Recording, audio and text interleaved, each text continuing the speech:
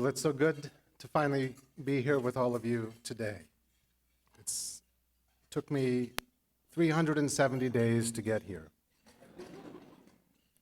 Thank you, Kevin, for your very kind and slightly hyperbolic introduction. As I get older, I start to enjoy these introductions even more. Most of what Kevin said is actually true. Today, you'll notice that there is a video camera in the back, and that is largely to do with the fact that my mother could not be here with us and did not want to miss the opportunity to see her firstborn son addressing such a wonderful and accomplished group of people. Thank you.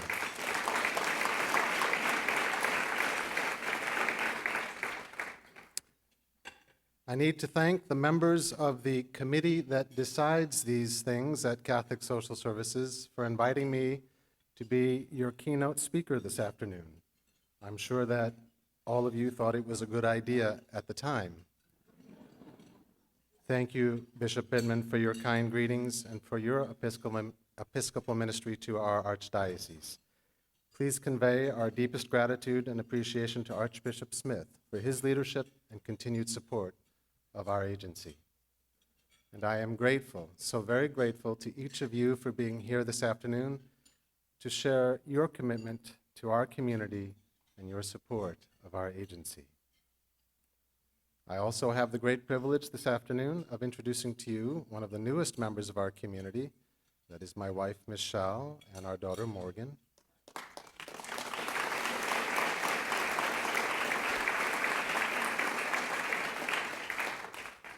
Morgan has been living in New York City for the last 5 years and works for the publishing firm Random House. Given her talent with words, I asked her for her advice as I prepared my remarks for today. She told me, and I quote, "Don't be boring, Dad," unquote. Now, I'm going to give, Mark, where are you? Mark, do you have your nitro? Because I'm going to go off script here for just a second.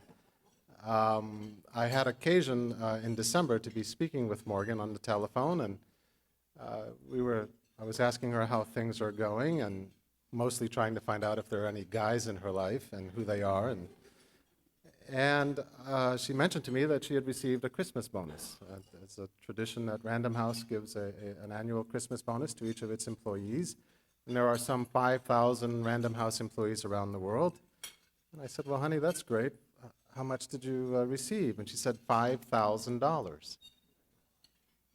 And I did the math in my head, and that's about $25 million worth of bonuses. And I said, "Well, sweetheart, what accounts for that? What did you do that was special?" There was this quiet pause on the other end of the line, and she said, 50 Shades of Grey.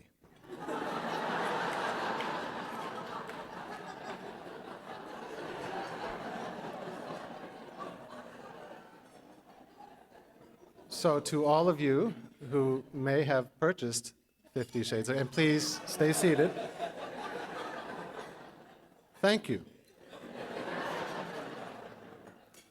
We also, I should mention, have a son. His name is Joey, and he will be here, in fact, tomorrow. He's 20 years old and has just finished his second year of university in Colorado. He is a mechanical engineering major and a man he's our math and sciences guy and a man of few words, but the words he chooses are very strategic, and this is going back to even when he was a little boy.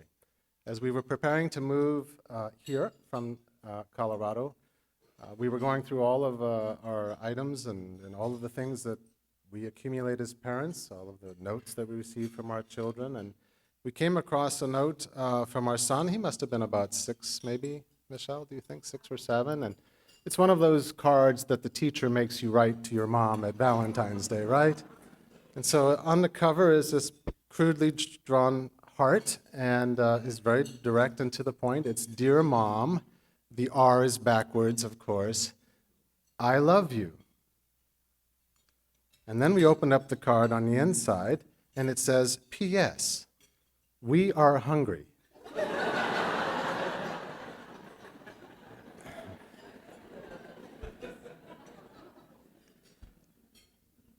I have been praying a lot about what it is that I could say to all of you today that perhaps hasn't been said before and would be meaningful for you. And I have to say that the word journey kept coming back to me many, many times. It's very interesting to me that last year's meeting, which was held on June 14th, that Kevin Feehan stood before you, probably at this time, and shared the news with you that a new chief executive officer had been hired. In his remarks that day, he may have told you that I was en route to Spain to undertake a personal journey in faith, the Camino de Santiago. At nearly the very same moment, and it would have been about 7 o'clock in the evening in France, I was actually standing in a small parish church in the village of Saint-Jean-Pied-de-Port at the base of the Pyrenees. And I was receiving a blessing with about 20 other pilgrims in anticipation of beginning our pilgrimage the next morning. The priest blessed us and prayed that we would be safe and that we would reach our destination, the Cathedral of St. James in the city of Santiago, nearly 800 kilometers away. He told us that some days would be filled with joy and some days filled with pain, that some days the path would be easy and some days it would be very difficult, perhaps even dangerous. He told us that there might even be times when we would be tempted to give in to despair or to give up. But then he reminded us of the promise that Jesus Christ has made to all of us, that by the power of the Holy Spirit, he would be with us at every moment in our journey. Our task was simply to take each step in faith. Now, I knew before I went to Spain that we serve a provident God, a God who cares for each of us personally. But to experience his care in such direct and obvious ways was powerful and profoundly moving. Most often, God's love was made known to me through my fellow pilgrims and their generosity, and my encounters with ordinary people along the way. Other times, my experience of his love was shared through the beautiful landscapes and nature of northern Spain. Now, I must admit to you that as I walked, and it was a long walk, 35 days, I argued with God pretty much every day. Because you see, although I knew that I was being called by him to Edmonton, I had my doubts. Maybe I was angry that he hadn't called me to Hawaii.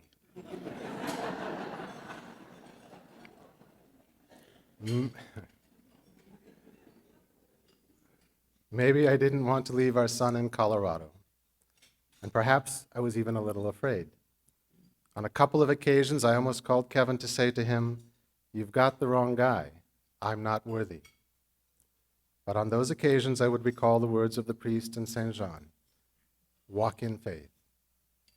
And so together, Michelle and I have taken yet another step in faith in our lives, and we have come here to Edmonton, our new home, to share with all of you in this wonderful ministry that is called Catholic Social Services. And it is to this ministry that I want to turn my attention and offer just a few observations about the agency that you have created and sustained for nearly 52 years. To begin with, and what made me respond to the recruiter's telephone call in January of 2012, and to be honest, I had to actually get out a map and ask her where, was the very name of the agency, Catholic Social Services. Names often tell us a great deal about an organization. We can take these words for granted because we hear and use them every day. But for an agency to call itself Catholic is indeed a powerful and an increasingly courageous statement. I think that it is good for us to revisit from time to time what it means when we declare that we are, in fact, a Catholic social ministry. Organizationally, of course, it means that we carry out our ministry in accordance with church teaching and with the approval and support of our Archbishop. Spiritually, it means that we give concrete and credible witness to the great commandment given by Jesus Christ to all of us, to love God and to love our neighbors as ourselves. Practically, this means that we care for people of all faiths or no faith. We engage in our work with compassion and competence, always keeping in mind the personal freedom and dignity of each person in our care. There is or should be something that is distinctive and unique about the way in which any Catholic organization carries out its work.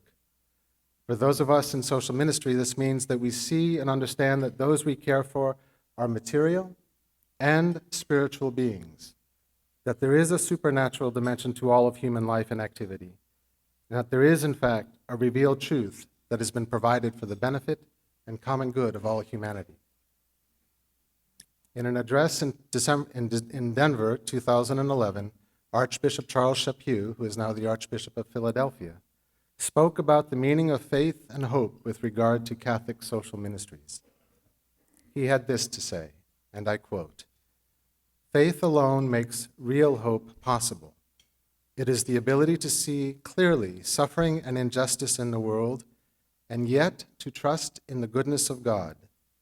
It is the capacity to see human weakness and evil, and yet to trust in the dignity of the human person, because we believe in a loving Father. And because we believe, we can trust. And because we can trust in God's love, we can take the risk of loving and giving ourselves to others. This trinity of faith, hope, and love echoes the nature of God himself. It is the economy of all Christian social action." Unquote. Because of who we are at Catholic Social Services, we can meet people in the midst of their suffering and take the risk of truly loving and giving ourselves to them by trusting in the goodness of God and trusting in the inherent dignity of the human person. A few months ago, I had the opportunity to visit Kairos House, one of our ministries that provides care for men and women who are living with HIV and AIDS. There I met a man on his own journey of faith named David.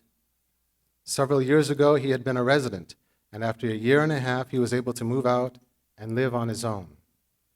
But late last year, he realized that the disease had run its inexorable course, and he was told that he had only a few months to live. He asked to come back to Kairos House because this is where he wanted to die.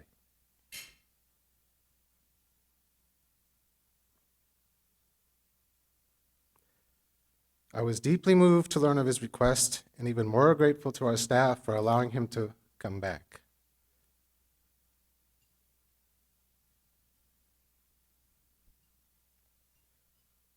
David died in Kairos House on May 29th.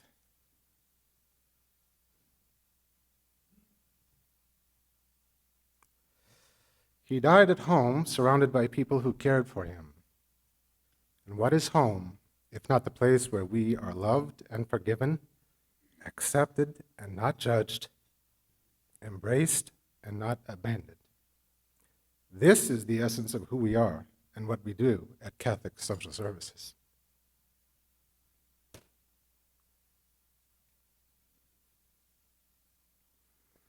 Our agency is also on a journey of faith. I am grateful that in 1961, the year I was born, as a matter of fact, that a young priest and a wise archbishop decided that for love to be of service to our community, it had to be organized.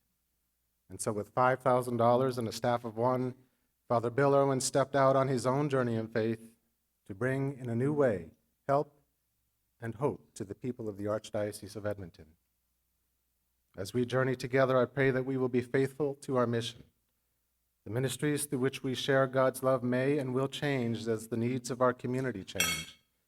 But the reasons for which we carry out these ministries must remain constant.